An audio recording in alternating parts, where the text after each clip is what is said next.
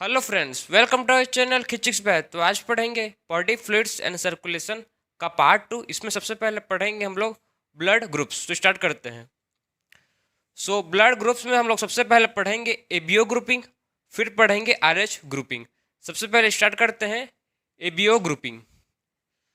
सबसे पहले पढ़ेंगे हम लोग एबीओ ग्रुपिंग। एबीओ ग्रुपिंग में हम लोग सबसे पहले पढ़ेंगे कि जो आरबीसी है, आरबीसी के सरफेस पर एंटीजन है कि नहीं है। Presence and absence of antigen on RBC. RBC के सरफेस पर एंटीजन प्रेजेंट है कि नहीं, ठीक है, उसको हम लोग डिस्कस करेंगे। तो यहाँ पर एक फ्लो चार्ट बनाते हैं। सबसे पहले यहाँ पर लिखेंगे हम लोग ब्लड ग्रुप लिखेंगे। यहाँ पर ब्लड ग्रुप लिखेंगे, ब्लड ग्रुप। फिर यहाँ पर लिखेंगे एंटीजन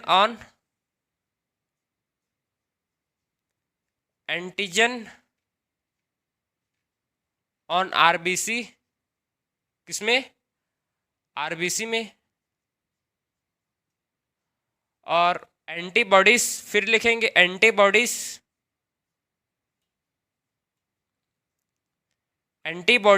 किसमें होगा? एंटीबॉडीज होगा इन प्लाज्मा। किसमें होगा एंटीबॉडीज? एंटीबॉडीज होगा किसमें? प्लाज्मा में। Antibodies in plasma. फिर हम लोग लास्ट जो रहेगा, सबसे पहले वो ब्लड ग्रुप, फिर रहेगा एंटीजन ऑन आरबीसी, फिर रहेगा एंटीबॉडीज इन प्लाज्मा। क्या रहेगा? Antibodies in plasma. और लास्ट रहेगा डोनर ग्रुप। मतलब कौन कौन इसको डोनेट कर सकता है, ठीक है, कौन कौन से इसको मतलब डोनेट कर सकता है। क्या लास्ट क्या रहेगा? Donor group.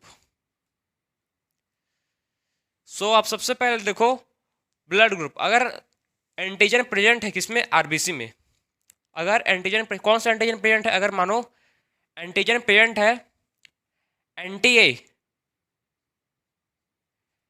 आरबीसी में एंटीजन है एंटी ए, ठीक है। ब्लड ग्रुप कौन सा होगा? एंटीजन ए है। अगर सरफेस आरबीसी के सरफेस पर एंटीजन ए है, ब्लड ग्रुप कौन सा होगा? ब्लड ग्रुप होगा ए, ठीक है। ब्लड ग्रुप कौन सा होगा? ब्लड ग्रुप होगा ए। अगर आरबीसी के सरफेस पर एंटीजन प्रेजेंट है, कौन सा एंटीजन है? एंटीजन ए है। ब्लड ग्रुप कौन सा होगा? Blood group A.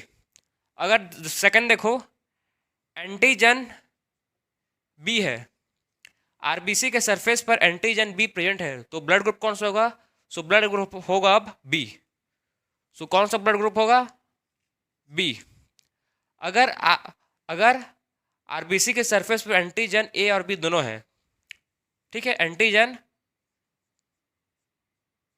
Anti A और बी, एंटी मतलब एंटीजन, ठीक है, शॉर्ट फॉर्म एंटीजन का anti A and B. RBC के सरफेस पर एंटी ए और बी दोनों है, मतलब एंटीजन ए और बी दोनों है, तो ब्लड ग्रुप क्या होगा? A B. ब्लड ग्रुप क्या हो जाएगा? ब्लड ग्रुप हो जाएगा ए बी। अगर आरबीसी के सरफेस पर एंटीजन है, कुछ नहीं है, अगर आरबीसी के सरफेस पर एंटीजन कुछ नहीं है, नील, तो उसको लिखेंगे हम लोग नील, NIL, कुछ नहीं है मतलब नील, ठीक, कुछ नहीं है। ब्लड ग्रुप हो जाएगा क्या? ब्लड ग्रुप हो जाएगा O। कुछ नहीं है आरबीसी के सरफेस पर एंटीजन कुछ नहीं है, मतलब कुछ भी नहीं है, ना ए है, ना बी है, ना ए बी है, तो क्या हो जाएगा? Blood group. ब्लड ग्रुप हो जाएगा O। उसको लिखते हैं हम लोग नील से, NIL, नील, कुछ नहीं, ब्लैंक। तो आप यहाँ तक आप समझ गए होंगे कि आरबीसी के सरफेस पर अगर एंटीजन प्रेजेंट है, आरबीसी के सरफेस पर एंटीजन प्रेजेंट है, तो वहीं से हम लोग को उसका ब्लड ग्रुप पता चल रहा है। अगर एंटीजन ए है तो ब्लड ग्रुप होगा ए। अगर एंटीजन बी है ब्लड ग्रुप होगा बी। अगर एंटीजन ए बी है ब्लड ग्रुप होगा ए बी। अगर एंटीजन कुछ नहीं है, नील है, ब्लड ग्रुप होगा ओ। यहाँ तक आप समझ गए होगा आपको, ठीक है। देखो अब एंटीबॉडीज इन प्लाज्मा। अब एंटीबॉडीज कैसे लिखेंगे? एंटीजन तो हो गया भाई, अब देखेंगे एंटीबॉडीज। एंटीबॉडीज को कैसे लिखते हैं, ध्यान से समझना। इसमें जो एंटीबॉडीज होगा वो जस्ट अपोजिट होगा, ठीक है। एंटीबॉडीज जो होगा वो कैसा होगा? अपोजिट होगा। मतलब अगर यहाँ पर एंटीजन ए है एंटीबॉडीज क्या होगा? एंटीबॉडीज बी होगा। समझ रहे बात को? अगर यहाँ पर एंटीजन ए है तो इसमें एंटीबॉडीज बी होगा। अगर यहाँ पर एंटीजन बी है तो यहाँ पर एंटीबॉडीज ए होगा, यहाँ पर ए बी है तो यहाँ पर कुछ नहीं होगा। समझ रहे बात को? मतलब इसमें एंटीबॉडीज जस्ट अपोजिट रहनी चाहिए। अगर यहाँ पर एंटीजन ए है तो यहाँ पर बी होगा, यहाँ पर बी है तो यहाँ पर ए होगा, यहाँ पर ए बी है तो यहाँ पर कुछ नहीं होगा, नील होगा, और यहाँ पर कुछ नहीं है तो यहाँ पर होगा antigen A, antibodies A and B. समझ रहे बात को? क्या बोल रहा हूँ मैं ये बोल रहा हूँ, ध्यान समझो। जो एंटीबॉडीज है, ठीक है, जो एंटीबॉडीज से किसमें, प्लाज्मा में, वो क्या होगा, वो जस्ट अपोजिट होगा। किससे? एंटीजन से। अगर ए यहाँ पर है तो यहाँ पर बी होगा, यहाँ पर बी है तो ए होगा, एंटीजन ए बी है तो वहाँ पर क्या होगा, कुछ नहीं होगा, और यहाँ पर एंटीजन नील है तो वहाँ पर क्या होगा, वहाँ पर होगा ए बी। समझ गए बात को? तो हम लोग कैसे लिखेंगे अब एंटीबॉडीज को, उसको आप समझ गए होंगे, क्लियर? ठीक है, सो वन बाय वन इसको करके हम लोग लिखेंगे। सो देखो, अगर यहाँ पर एंटीजन ए है तो यहाँ पर एंटीबॉडी क्या होगा, इसका एंटीबॉडी होगा, एंटीबॉडी बी होगा इसका। ठीक है, यहाँ पर एंटीजन ए है तो एंटीबॉडी क्या होगा, एंटीबॉडी बी। यहाँ पर एंटी बी है, मतलब यहाँ पर एंटीबॉडी ए होगा। समझ रहे बात को? अगर यहाँ पर एंटीबॉडी ए बी है तो यहाँ पर कुछ नहीं होगा, यहाँ पर क्या होगा, ठीक है, यहाँ पर नील, कुछ नहीं होगा। यहाँ पर कुछ नहीं है तो यहाँ पर क्या होगा, एंटीबॉडी ए एंड बी, ए और बी दोनों। तो ये ऐसे लिखते हैं एंटीबॉडीज को भी। ऐसे आप समझ गए होंगे कि एंटीबॉडीज को कैसे लिखते हैं। जस्ट अपोजिट लिखते हैं, किससे? एंटीजन से जस्ट अपोजिट रहेगा एंटीबॉडीज, एंटीजन से जस्ट अपोजिट रहेगा एंटीबॉडीज। यहाँ तक क्लियर हो आप? और एक और बात, ब्लड ग्रुप और एंटीजन सेम रहेंगे।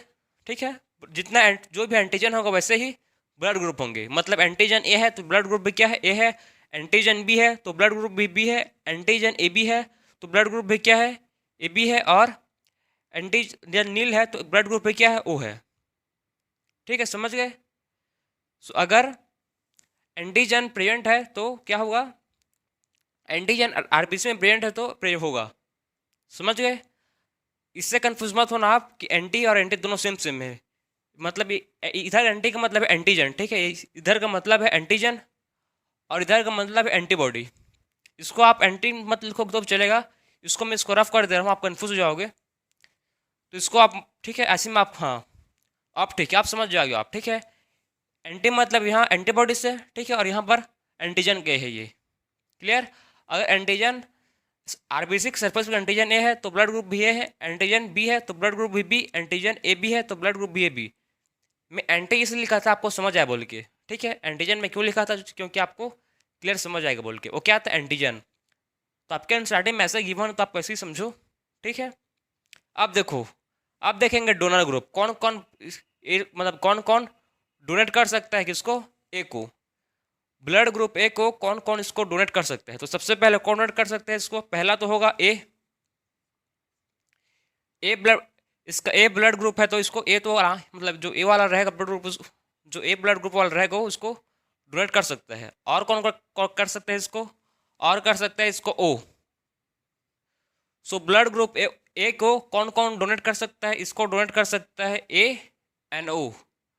अब जो ब्लड ग्रुप है बी, इसको कौन डोनेट कर सकता है? इसको बी कर सकता है और इसको ओ कर सकता है। जो ब्लड ग्रुप है, ठीक है, जो ब्लड ग्रुप है बी, इसको ब्लड ग्रुप किसका, बी का, कौन कौन कौन इसको डोनेट कर सकता है? इसको डोनेट कर सकता है बी ब्लड ग्रुप वाला, और इसको ओ ब्लड ग्रुप वाला। ठीक है, अब देखो, जिसका ब्लड ग्रुप ए बी है, इसको कौन डोनेट कर सकता है? तो ये मोस्ट इंपॉर्टेंट है, इसको सब डोनेट कर सकते हैं। कौन कौन सा? इसको ए भी कर सकता है, इसको बी भी कर सकता है, इसको ए बी भी कर सकता है, इसको ओ भी कर सकता है। इसका मतलब क्या है? ये यूनिवर्सल एक्सेप्टर है। क्या बोलेंगे इसको?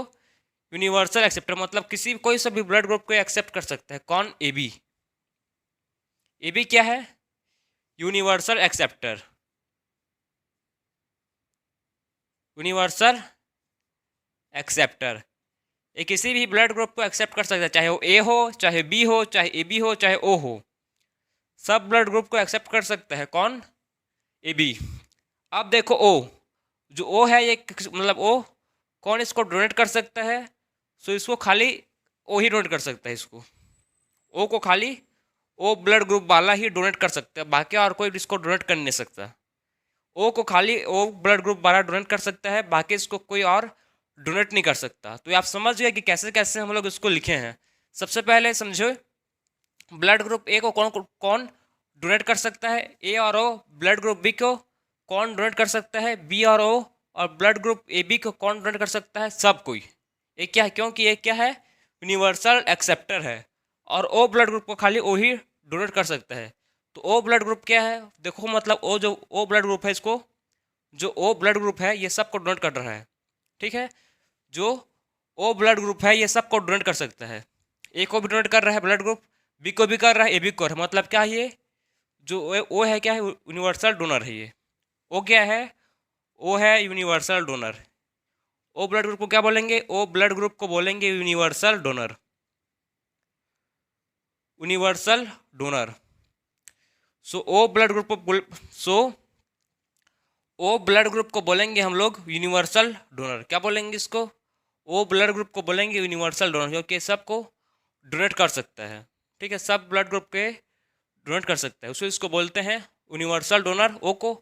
और ए बी को बोलते हैं यूनिवर्सल एक्सेप्टर, क्योंकि सब ब्लड ग्रुप को एक्सेप्ट कर सकता है। यहाँ तक समझ गए? तो ये था एबीओ ग्रुपिंग। ठीक है, कैसे एबीओ ग्रुपिंग होते हैं आप समझ गए होंगे। ठीक, ये क्या था? ABO grouping. सो आप देखेंगे हम लोग आर एच ग्रुपिंग।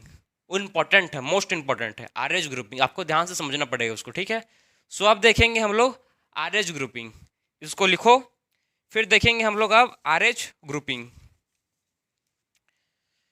सो आप देखेंगे आर एच ग्रुपिंग।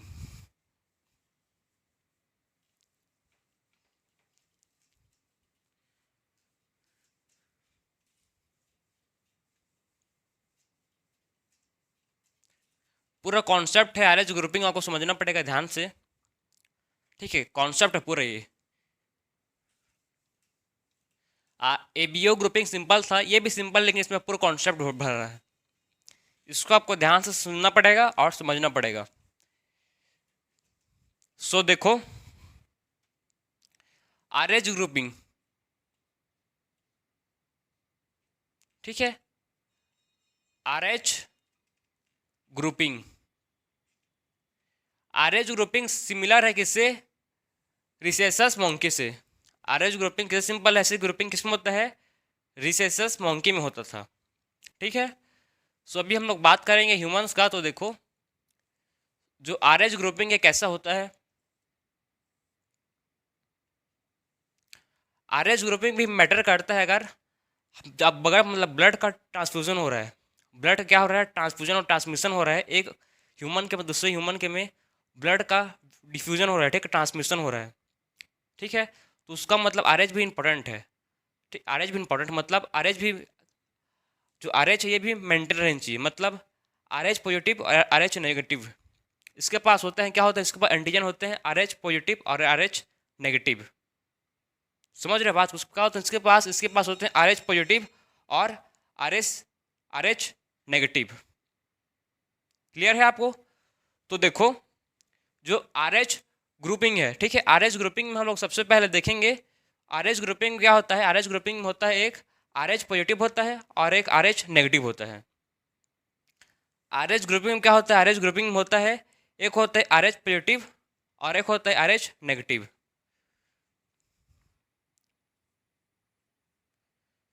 सो एक होता है आर एच पॉजिटिव और एक होता है आर एच नेगेटिव। 80% ह्यूमंस के में होता है ये। ठीक है, आर एच जो है ये 80% ह्यूमंस के में होता है। 80% ह्यूमंस के में क्या होता है? आर एच पॉजिटिव होते हैं। 80% ह्यूमन क्या होता है? आर एच पॉजिटिव होते हैं। और कुछ में एंटीजन आर एच एंटीजन, ठीक है, आर एच एंटीजन नहीं है, एब्सेंट है एंटीजन आर एच एंटीजन, तो क्या होगा? तो होगा आर एच नेगेटिव।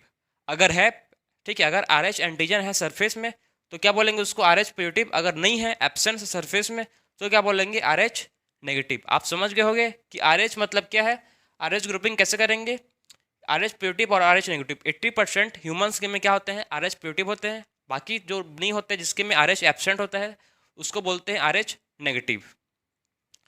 जब ये RH पॉजिटिव और RH नेगेटिव, जब ये RH पॉजिटिव और RH नेगेटिव, जब ये दोनों का एक्सपोजर होता है, जब ये दोनों ब्लड मिलते हैं, ठीक है, RH पॉजिटिव ब्लड और RH नेगेटिव ब्लड जब मिलते हैं तो क्या फॉर्म होता है? RH antibodies.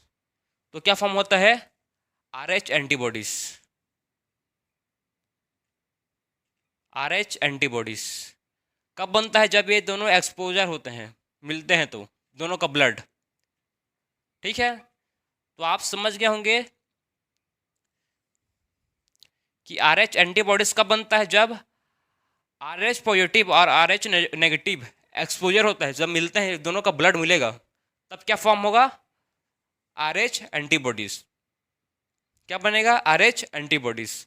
तो देखो, एक केस है आपके एनसीईआरटी में गिवन है, ठीक है, एक केस गिवन है आपके एनसीईआरटी में, इनकम्पेटिबिलिटी। इनकम्पेटिबिलिटी आप केस गिवन है। इनकम्पेटिबिलिटी मतलब क्या है? मिसमैचिंग। उसका मतलब क्या है? मिसमैचिंग। तो आप देखो, जो RH एंटीबॉडी बनेगा, ठीक है, RH एंटीबॉडी बनेगा, वो क्या काम करेगा उसको देखेंगे। तो आप सबसे पहले उस केस को देखते हैं जो आपके एनसीईआरटी में गिवन है। कौन सा केस है? RH incompatibility.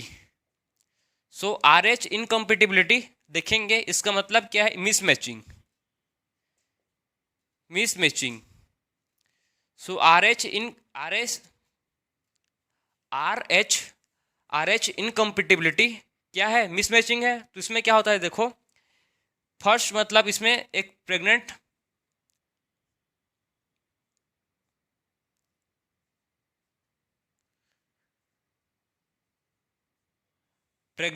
फीमेल, ठीक है, एक प्रेग्नेंट फीमेल जिसका जो ब्लड ग्रुप कैसा था? जो RH मतलब नेगेटिव था, RH नेगेटिव है, RH नेगेटिव। और फिटस, जो फिटस उसका ब्लड ग्रुप क्या है? फिटस का ब्लड ग्रुप है उसमें क्या है? RH positive. यहाँ तक समझे आप? यहाँ पर क्या तक क्या हो रहा है? सबसे पहले केस हम लोग देख रहे हैं, कौन सा केस है ये? RH incompatibility. RH इनकम्पेटिबिलिटी में हम लोग क्या देख रहे हैं समझो आप? जो प्रेग्नेंट फीमेल है, जो क्या है? प्रेग्नेंट मदर है, प्रेग्नेंट फीमेल है बोल सकते हो, ठीक है, प्रेग्नेंट मदर है, उसका जो RH क्या है? वो नेगेटिव है। जिसका प्रेग्नेंट मदर या फीमेल है जो, ठीक है, वो क्या है? RH नेगेटिव है। उसका जो ब्लड ग्रुप है कैसा? उसमें RH नेगेटिव है। और जो फिटस है उसका RH क्या है? RH पॉजिटिव है। फीमेल प्रेग्नेंट फीमेल का RH नेगेटिव है, फीमेल प्रेग्नेंट मदर का RH नेगेटिव है, और फिटस का क्या है? RH पॉजिटिव है। फिटस का क्या है? RH पॉजिटिव है। ये दोनों का ब्लड एक दूसरे से सेपरेटेड है। जो ये दोनों का ब्लड है ये एक दूसरे से सेपरेटेड है। किसके थ्रू सेपरेटेड है? By placenta. प्लेसेंटा के थ्रू ये दोनों का जो ब्लड है, मदर और चिल्ड्रन का, ठीक है, चाइल्ड का, इम्ब्रियो का, फिटस का, ठीक है, ये दोनों का ब्लड है सेपरेटेड किससे है? प्लेसेंटा से है। किससे सेपरेटेड है? प्लेसेंटा से सेपरेटेड है। ये दोनों का ब्लड किससे सेपरेटेड है? प्लेसेंटा से सेपरेटेड है। किसका किसका? मदर का और फिटस का। प्रेग्नेंट फीमेल का और फिटस का ब्लड कैसे सेपरेटेड है भाई? प्लेसेंटा। प्लेसेंटा से सेपरेटेड है। लेकिन क्या? जब डिलीवरी होगा, लेकिन क्या होगा? जब डिलीवरी होगा, ठीक है, जब डिलीवरी होगा तो क्या होगा? डिलीवरी होगा तो इस जो मदर का ब्लड है और जो फिटस का, वो दोनों का ब्लड क्या होगा? एक्सपोजर होगा। RH नेगेटिव और RH पॉजिटिव क्या होगा? एक्सपोजर हो। कब होगा? Delivery time. जब डिलीवरी होगा तब क्या होगा? जो फीमेल का ब्लड है और जो फिटस का ब्लड है, वो दोनों का क्या होगा? एक्सपोजर होगा। दोनों मीट करेंगे, ठीक है, दोनों क्या होगा? एक्सपोजर होगा। तब क्या होगा समझो?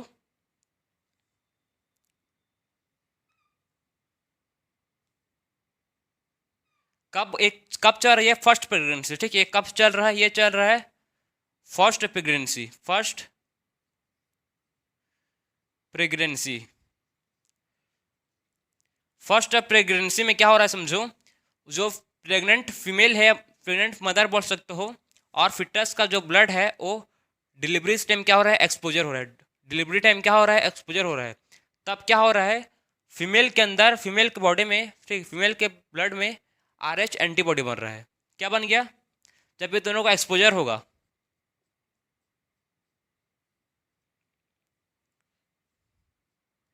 जब ये दोनों का एक्सपोजर होगा तो क्या फॉर्म होगा, ये दोनों का एक्सपोजर होगा तो क्या बनेगा, ये दोनों का एक्सपोजर हुआ। अब क्या बनेगा, मतलब फीमेल के, प्रेग्नेंट फीमेल में क्या बनेगा, प्रेग्नेंट फीमेल में बनेगा RH एंटीबॉडी। ठीक है, RH एंटीबॉडीज बनेंगे कहाँ, फीमेल के ब्लड में। कब बनेगा, जब ये दोनों को एक्सपोजर होगा, किसका किसका, प्रेग्नेंट फीमेल और फिटस का ब्लड का जब एक्सपोजर होगा, ठीक है, व्हेन ब्लड एक्सपोजर होगा तब क्या बनेंगे, तब बनेंगे RH एंटीबॉडीज। क्या बनेगा तब, तब बनेगा RH एंटीबॉडीज। यहाँ तक क्लियर हो आप, RH एंटीबॉडीज कब बन रहा है, कैसे बन रहा है, जब क्या हो रहा है, जब दोनों का ब्लड, ठीक है, जब दोनों का ब्लड, कौन किसका किसका, प्रेग्नेंट मदर का और फिटस का ब्लड क्या हो रहा है, ये दोनों का ब्लड व्हेन ब्लड एक्सपोजर, यहां से आपको विजिबल होगा। सो व्हेन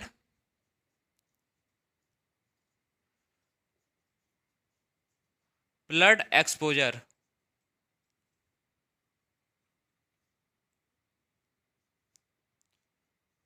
जब ब्लड एक्सपोजर हो रहा है, ठीक है, जब ब्लड का एक्सपोजर हो रहा है तो क्या हो रहा है, व्हेन ब्लड एक्सपोजर, तब क्या हो रहा है, फीमेल में क्या बन रहा है, फीमेल के मदर, प्रेग्नेंट मदर में क्या बन रहा है, प्रेग्नेंट मदर में बन रहा है RH एंटीबॉडीज। प्रेग्नेंट मदर्स में क्या बन रहा है, प्रेग्नेंट मदर में बन रहा है RH एंटीबॉडीज। ये कब का बात है, कब का बात है ये, फर्स्ट प्रेगनेंसी। ये कब चल रही है सब चीज़, ये सब चीज़ चल रहा है पहला प्रेगनेंसी में, ठीक है। अब देखो अब क्या होगा, अब मदर में क्या बन गया, मदर के ब्लड में क्या बन गया, RH एंटीबॉडीज बन गया। मदर्स के ब्लड में क्या बन गया है, अब RH एंटीबॉडीज बन गया। अब क्या होगा समझो, अब जब सेकंड प्रेगनेंसी में क्या होगा, ठीक, ये था फर्स्ट प्रेगनेंसी। अब देखो सेकंड प्रेगनेंसी में क्या होगा, ये था फर्स्ट प्रेगनेंसी का केस, अब समझो सेकंड प्रेगनेंसी, प्रेगनेंसी, ठीक है। सो सेकंड प्रेगनेंसी में क्या होगा, जो RH है, जब RH पॉजिटिव और RH नेगेटिव ब्लड जब मीट करेंगे, ठीक है, जब क्या होगा, RH पॉजिटिव, RH नेगेटिव और RH पॉजिटिव, जब ये दोनों का फिर से एक्सपोजर होगा, जब क्या होगा, ये दोनों का फिर से क्या होगा, एक्सपोजर होगा, RH नेगेटिव और RH पॉजिटिव का दोनों का एक्सपोजर होगा फिर से, कब, सेकंड प्रेगनेंसी में। ये था फर्स्ट प्रेगनेंसी का केस, अब देख रहे हैं हम लोग सेकंड प्रेगनेंसी का केस। जब ये दोनों का एक्सपोजर होगा, ये दोनों का एक्सपोजर होगा, अब तब क्या होगा समझो, जब ये दोनों का क्या होगा, ब्लड का फिर से एक्सपोजर होगा, फिर से दोनों का एक्सपोजर होगा, RH पॉजिटिव जो मदर का है, ठीक है, प्रेग्नेंट मदर का है फिर से, और जो RH पॉजिटिव जो किसका है, फिटस का है। तो क्या होगा, तो क्या होगा समझो, तो फीटल का RBC डिस्ट्रॉय करेगा, फीटल, फीटल का क्या होगा, फीटल का RBC डिस्ट्रॉय होगा। कौन करेगा इसको, जो मदर में बना है RH एंटीबॉडीज। समझे बात को, क्या हो रहा है केस, समझे पूरा कहानी को, ध्यान से सुनना, मैं आपको फिर से एक्सप्लेन कर रहा हूं, ठीक है, ध्यान से समझना।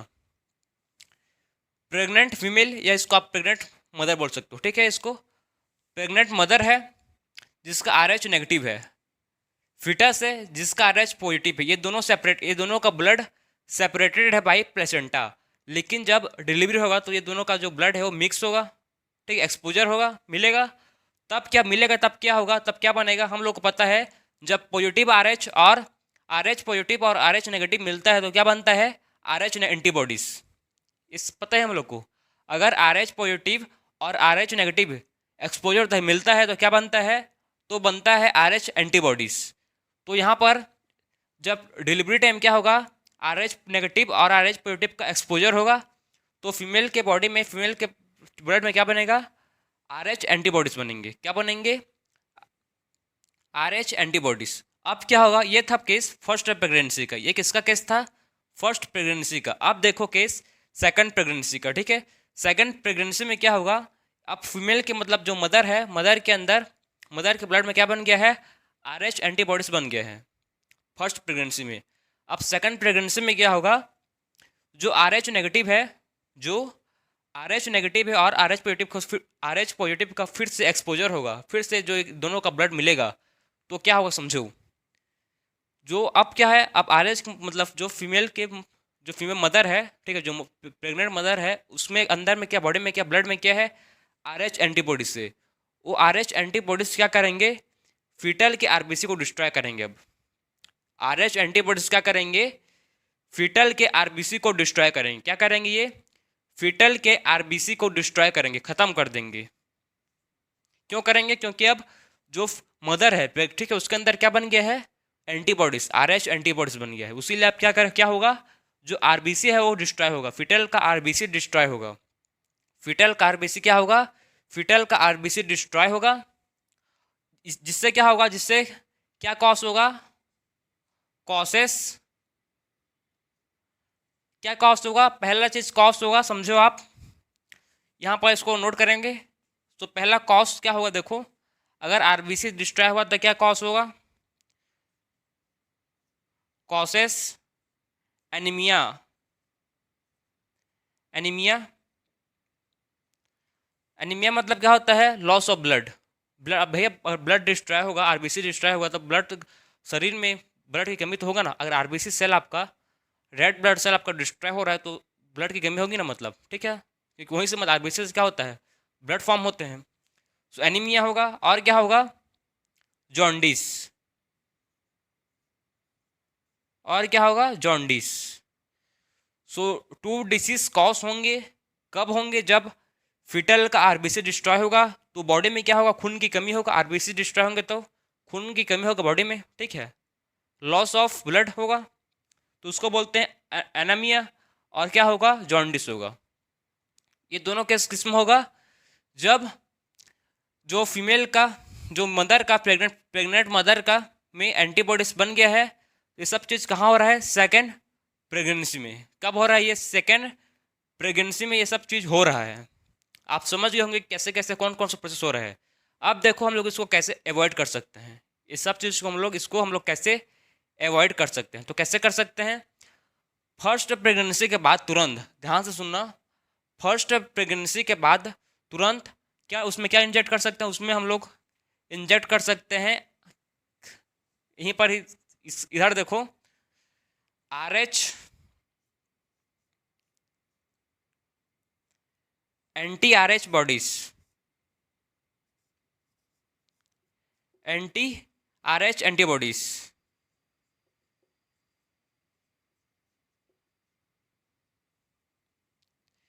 मतलब अगर फर्स्ट प्रेगनेंसी के बाद तुरंत, फर्स्ट प्रेगनेंसी के बाद तुरंत हम, ठीक है ना, फर्स्ट प्रेगनेंसी के बाद तुरंत हम उसको, मतलब मदर है उसको, उसमें क्या कर सकते हैं, एंटी आर एच एंटीबॉडीज अगर इंजेक्ट कर सकते हैं, ठीक, उसको दे, अगर उसमें एंटी आर एच एंटीबॉडीज उसको दे देंगे, तो क्या होगा, उसमें एंटीबॉडीज बनेगा ही नहीं, आर एच एंटीबॉडीज बनेगा ही नहीं।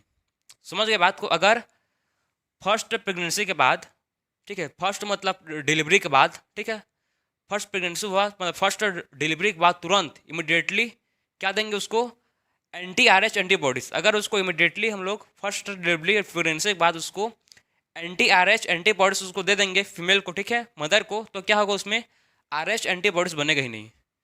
क्यों नहीं बनेगा, क्योंकि हम लोग ने उसको क्या दे दिया, anti anti R H antibodies दे दिया, इंजेक्ट कर लिया पहले से ही, तो नहीं, क्या नहीं बनेगा, सो आर एच एंटीबॉडीज नहीं बनेगा। तो आप क्लियर समझ गए होंगे कि कैसे मतलब ये पूरा फंक्शन हो रहा है क्या प्रॉपर। तो ये था आपका आर एच ग्रुपिंग। ये क्या था, आर एच ग्रुपिंग, कैसे आर एच ग्रुपिंग हो रहा है।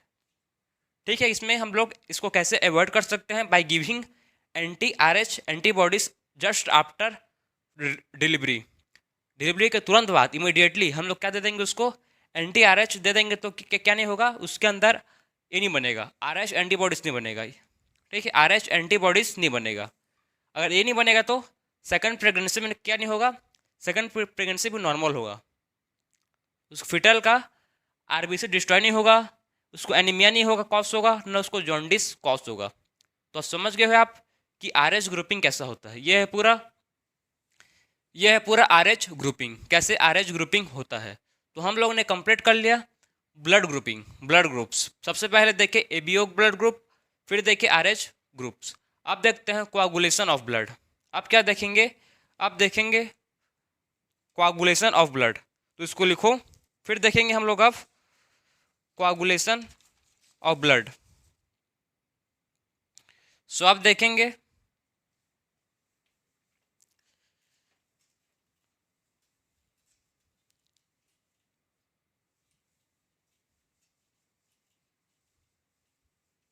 पूरा कॉन्सेप्ट है, आपको बात समझना है, ठीक है ना? पूरा कॉन्सेप्ट है, बस आपको एक बार समझ आएगा, फिर आप उसको रिवाइज करना, फिर आप हो जाएगा, फिर उससे और नहीं लगेगा। बायोलॉजी मतलब क्या समझते हो आप? बायोलॉजी मतलब कॉन्सेप्ट। आपको बहुत ही कम रटना पड़ता है, बहुत कम नहीं बोल सकता, रटना पड़ेगा लेकिन और समझना पड़ेगा। ऐसे नहीं समझ समझ कर रटना, रटने का भी ट्रिक है, ठीक है ना? ऐसे नहीं कि आंखें बंद करके रटना है, नहीं, समझ समझ के पढ़ो भाई, ठीक है? सो अब देखेंगे हम लोग कोआगुलेशन ऑफ ब्लड।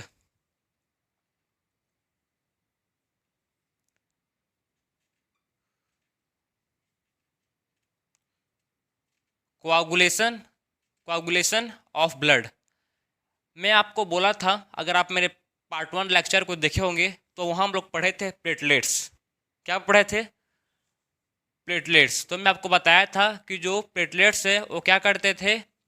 ब्लड को क्लॉट करते थे। क्या करते हैं? ब्लड क्लॉटिंग ऑफ ब्लड करते थे। तो मैं आपको बताया था कैसे क्लॉट करते हैं, उसको हम लोग इसमें डीपली पढ़ेंगे। तो देखो ध्यान से, कोआगुलेशन ऑफ ब्लड में देखेंगे कि कैसे ब्लड क्लॉट होता है, ठीक है?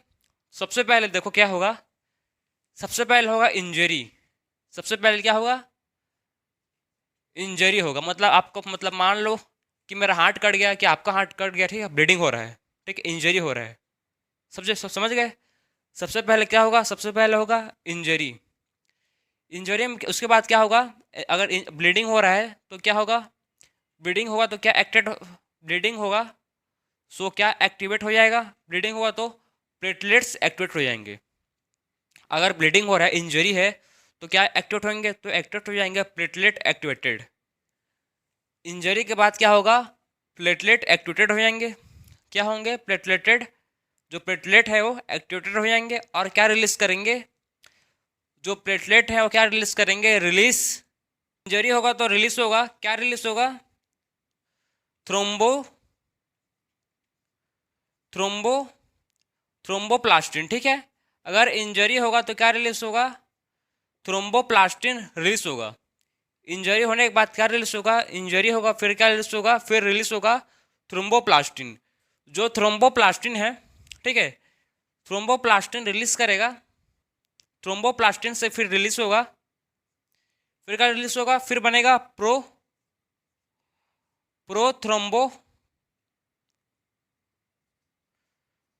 प्रोथ्रोम्बिन, ठीक है। सो थ्रोम्बोप्लास्टिन के बाद क्या बनेगा? प्रोथ्रोम्बिन। प्रोथ्रोम्बिन इनएक्टिव, ठीक है, ये क्या है? इनएक्टिव। इनएक्टिव प्रोथ्रोम्बिन बनेंगे। इनएक्टिव प्रोथ्रोम्बिन से फिर क्या होगा? ये एक्टिवेट होगा, मतलब एक्टिव प्रोथ्रोम्बिन बनेंगे उसके बाद, ठीक है, एक्टिव थ्रोम्बिन। सो आप समझ गए, एक्टिव थ्रोम्बिन। सो देखो क्या हो रहा है, समझो ध्यान से। सबसे पहले हो रहा है इंजरी। इंजरी के बाद क्या हो रहा है? क्या रिलीज हो रहा है? उससे इंजरी होगा तो उससे जो प्लेटलेट है वो एक्टिवेट हो जाएंगे। इंजरी होगा तब क्या होंगे? इंजरी होगा उसके बाद क्या होंगे? जो प्लेटलेट हैं बॉडी में वो क्या होंगे? एक्टिवेट हो जाएंगे। प्लेटलेट हैं वो क्या हो जाएंगे? एक्टिवेट हो जाएंगे और क्या रिलीज करेंगे?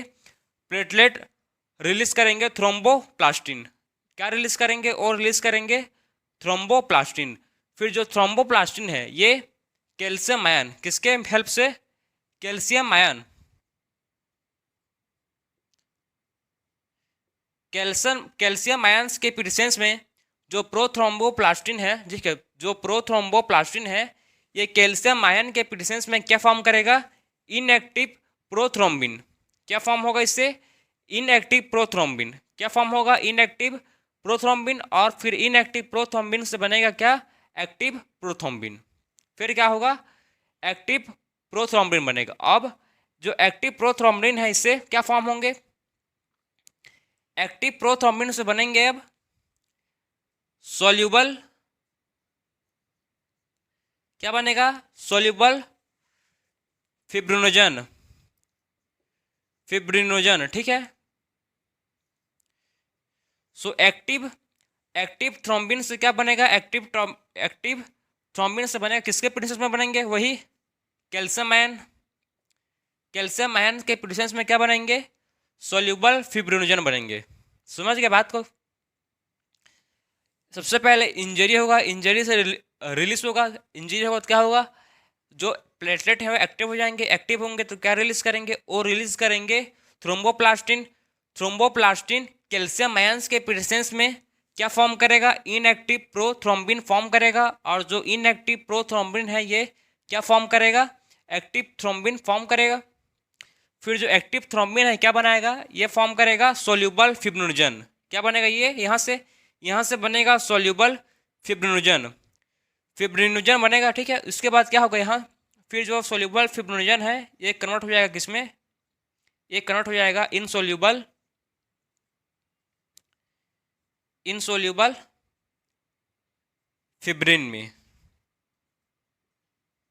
किसमें कन्वर्ट होगा? ये इनसोल्यूबल फिब्रिन में। पहले क्या था? सोल्यूबल फिब्रिनोजन था। पहले क्या था? सोल्यूबल फिब्रिनोजन था। सोल्यूबल फिब्रिनोजन से क्या बन गया? Insoluble fibrin. सोल्यूबल फिब्रिनोजन से क्या बन गया? इनसोल्यूबल फिब्रिन बन गया। तो ये है पूरा प्रोसेस कोआगुलेशन ऑफ ब्लड। फिर क्या होगा? जो फिब्रिन है, जो इनसोल्यूबल फिब्रिन है, ये क्या है समझो? नेटवर्क ऑफ थ्रेड है। नेटवर्क ऑफ थ्रेड है फाइबर्स का। फाइबर्स क्या है? फाइबर्स एक नेटवर्क है। क्या? कौन? इनसोल्यूबल फाइब्रिन क्या है? थ्रेड है पूरा। पूरा थ्रेड मतलब धागा है पूरा, ठीक है। ऐसे पूरा ये पूरा फाइबर्स नेटवर्क ऑफ फाइबर्स का धागा है, ठीक है। ये क्या करेंगे? ये करेंगे आप क्लॉटिंग।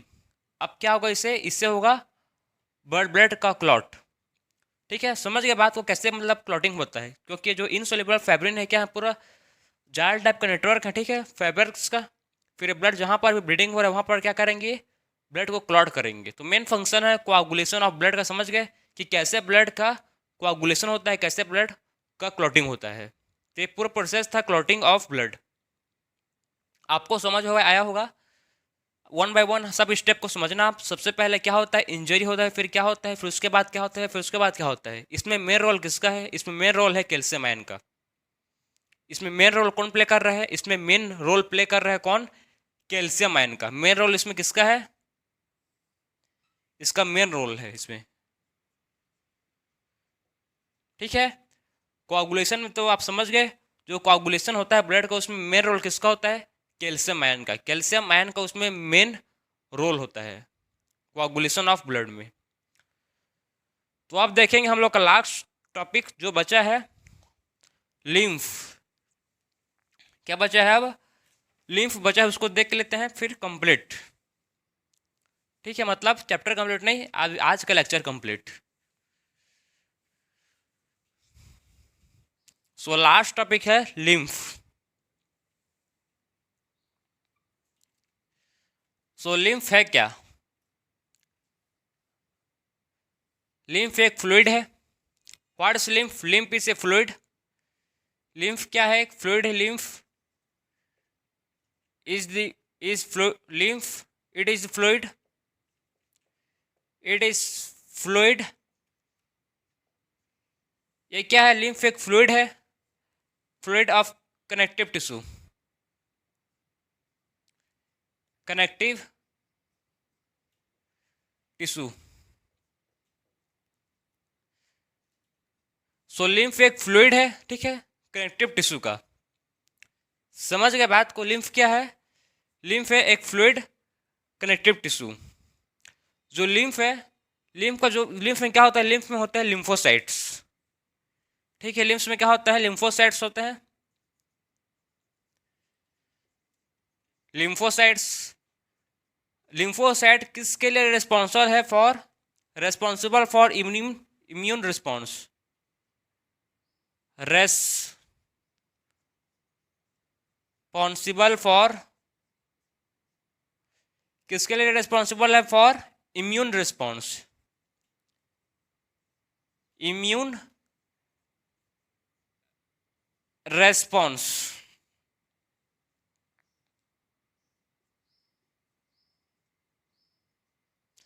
सो जो लिम्फोसाइट है, लिम्फोसाइट किस लिए रिस्पॉन्सिबल है, लिम्फोसाइट रिस्पॉन्सिबल है फॉर इम्यून रिस्पॉन्स। ये इम्यून रिस्पॉन्स के लिए लिम्फोसाइट रिस्पॉन्सिबल है।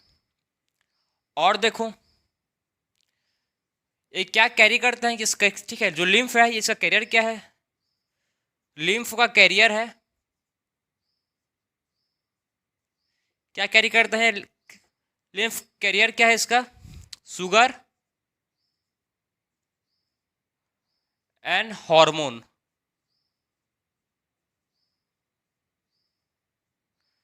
शुगर और हार्मोन को क्या करते हैं, ये कैरी करते हैं, मतलब ये लिम्फ कैरी करते हैं। कौन कौन सा, एक है शुगर और एक हार्मोन।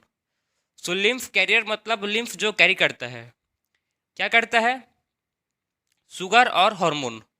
या इसको शुगर मतलब क्या, न्यूट्रिएंट्स, ठीक है। शुगर मतलब क्या है, ग्लूकोज, ग्लूकोज क्या मिलता है उससे हम लोग, न्यूट्रिएंट्स। तो आप बोल सकते हो इसको न्यूट्रिएंट्स। सो ये कैरी करता है क्या, लिम्फ, न्यूट्रिएंट्स एंड हार्मोन। आपको और अच्छा समझ आएगा तो आप, मैं शुगर की जगह में आप न्यूट्रिएंट्स लिख दिया हूँ। सो लिम्फ क्या कैरी करता है, न्यूट्रिएंट्स एंड हार्मोन। क्लियर? अब लिम्फ के बीच में एक्सचेंज होता है, गैसेस का एक्सचेंज होता है लिम्फ, ठीक है। क्या होता है लिम्फ में, गैसेस का एक्सचेंजेस होता है। इसमें क्या होता है, एक्सचेंज होता है किसका, देखो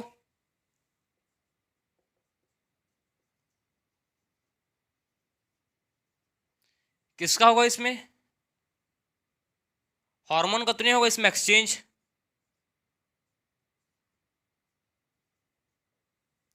इसमें एक्सचेंज होता है किसका, गैसेस का। किसका एक्सचेंज होगा इसमें, गैसेस का होगा, न्यूट्रिएंट्स का होगा, और किसका होगा, दोनों का होगा बस, ठीक है, गैसेस एंड न्यूट्रिएंट्स एक्सेट्रा।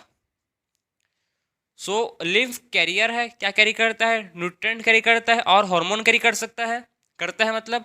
और जो लिम्फ है क्या एक्सचेंज करता है, लिम्फ एक्सचेंज करता है न्यूट्रिएंट और गैसेस, ठीक है। इतना ही बात आपको समझना है लिम्फ में, ज़्यादा कुछ नहीं दिया आपके एनसीईआरटी में भी, बस 5 6 7 8 लाइन दिया है, उसको पढ़ लेना अच्छे से आप।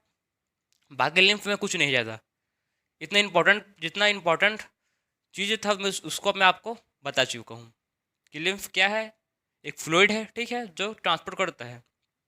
क्या ट्रांसपोर्ट करता है, क्या कैरी करता है, ये कैरी करता है न्यूट्रिएंट और हार्मोन, ठीक है। क्या एक्सचेंज करता है, ये एक्सचेंज करता है ये nutrient and gases, nutrient and gases exchange करता है। तो ये है लिम्फ, ठीक, ये क्या था, लिम्फ। सो इस लेक्चर में लिम्फ तक ही पढ़ेंगे, बाकी जो बचा है, ठीक है, उसको नेक्स्ट लेक्चर में कवर करेंगे। सो मिलते हैं अब नेक्स्ट लेक्चर में। राधे राधे।